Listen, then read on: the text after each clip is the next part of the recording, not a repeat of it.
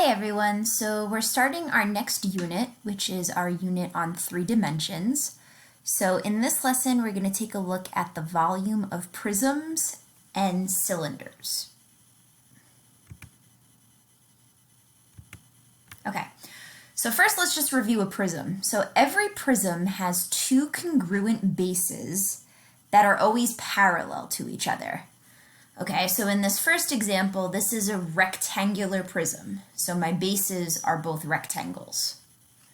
All right, in this second example, we have a triangular prism because the bases are both triangles.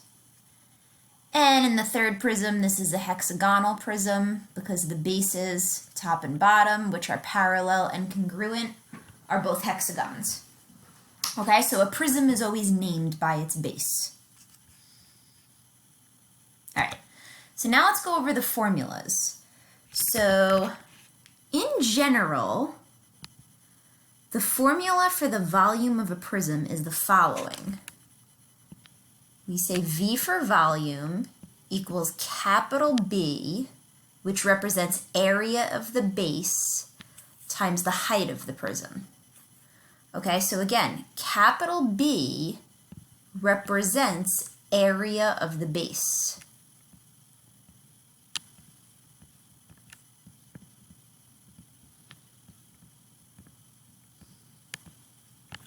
Okay, so when we're talking about a rectangular prism, our volume is going to be the area of the base. So here my base is a rectangle. So the area of a rectangle is length times width. And then we would multiply that by the height of the prism. Okay, the second example is a triangular prism.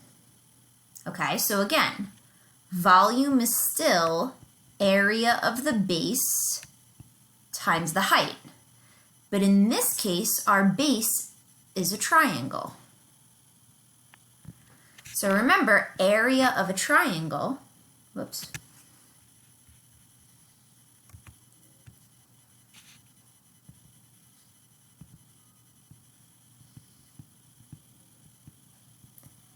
area of a triangle is 1/2 times the base times the height of the triangle.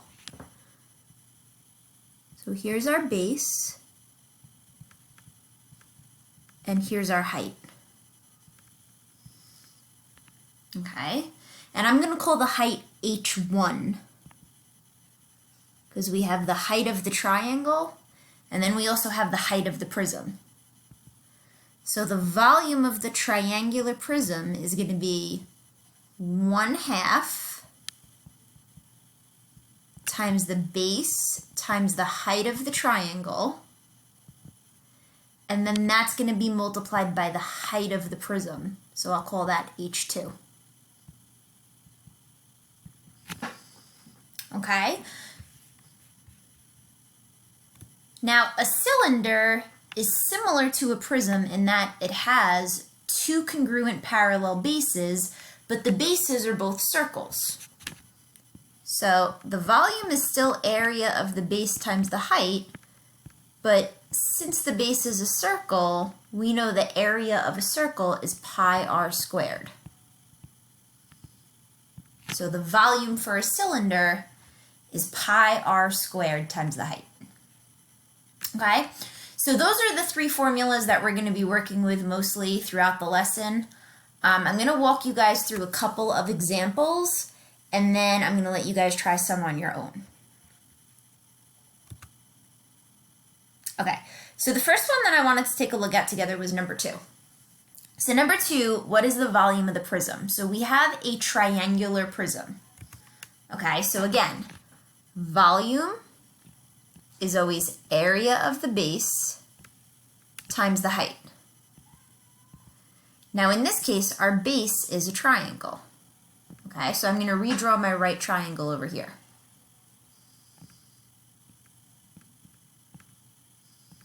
Okay, so the area of the triangle is 1/2 times the base, which is 4, times the height, which is 8. Okay, so 1/2 times 4 times 8 is 16. So 16 is the area of the base. So here, area of the base is 16. And then the height of the prism, that's right here, is 6. So 16 times 6 is going to be 96 cubic centimeters. So choice C. All right. The next one I wanted to take a look at with you guys was number 5.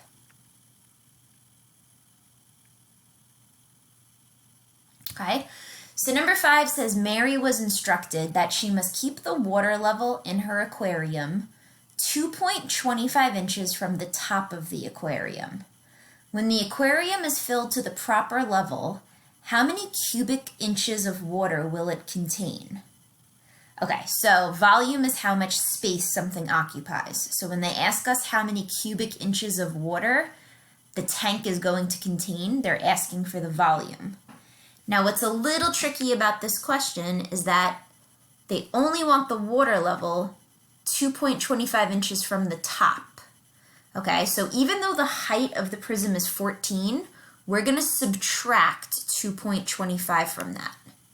So we get 11.75.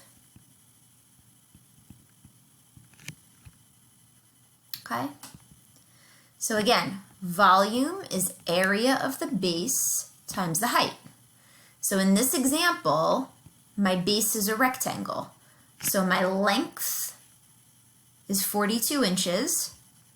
My width is 9.5 inches. So that's going to give me the area of the base, 42 times 9.5. And then the height of the prism is 11.75.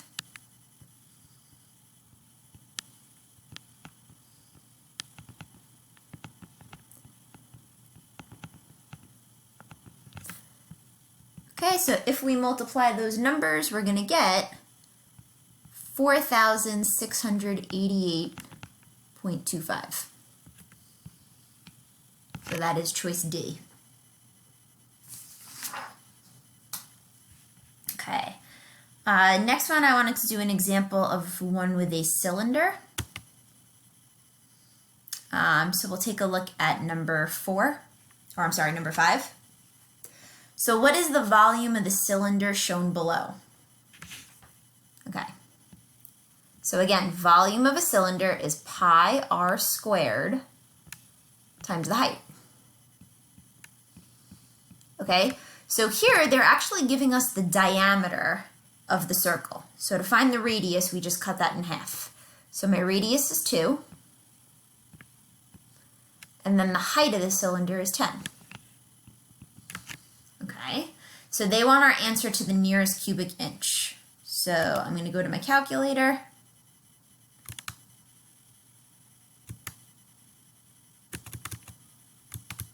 All right, and in the calculator, we're just going to type in pi times 2 squared times 10.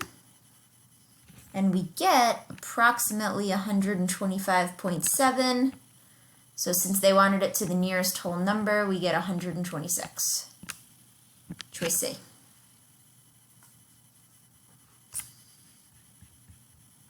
Okay. Another good one to go over is number 7.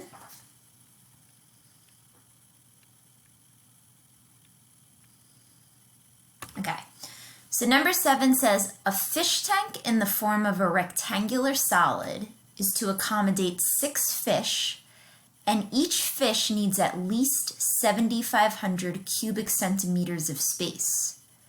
The dimensions of the base are 30 centimeters by 60 centimeters. What's the minimum height that the tank needs to be? Okay, so this question is slightly different because here they give us the volume and they want us to find the height. All right, so first of all, they say that there's 6 fish, and each individual fish requires 7,500 cubic centimeters. So if we multiply those two numbers together, we know the total volume of the tank has to be 45,000 cubic centimeters. So now we're going to think about our formula. So again, volume is area of the base times the height. So our volume is 45,000. The base, since it's a rectangular prism, the base is a rectangle, so the area of the rectangle is going to be 30 by 60. And then the height, h, is what we're trying to solve for. So we get 45,000 equals 1,800 times the height. Okay, so then to get h by itself, we're going to divide by 1,800. So 45 divided by 1,800 gives us a height of 25. So the minimum height of the tank would be 25 centimeters. Okay, so the rest of the examples are ones that I would like you guys to try on your own. I will definitely post the answer key so you can check your answers. And then on Wednesday and Thursday, we're going to go over a couple of more shapes, and then you guys will have a Google form due on Friday. All right, hope this was helpful. Email me if you have any questions.